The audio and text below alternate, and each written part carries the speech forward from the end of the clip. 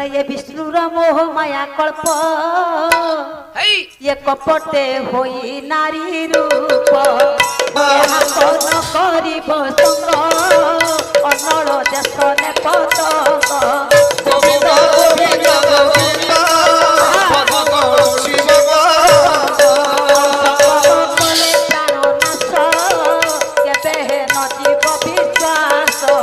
गोविंद गोविंद गोविंद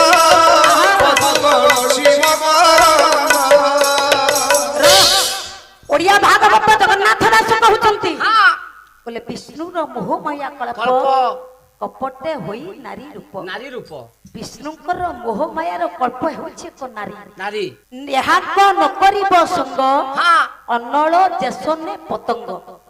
अनल जदि नारी हुए पतंग होउचंती पुरुष मामू बा झड़िया पोको पाला बुझी पारछु ना को वाडी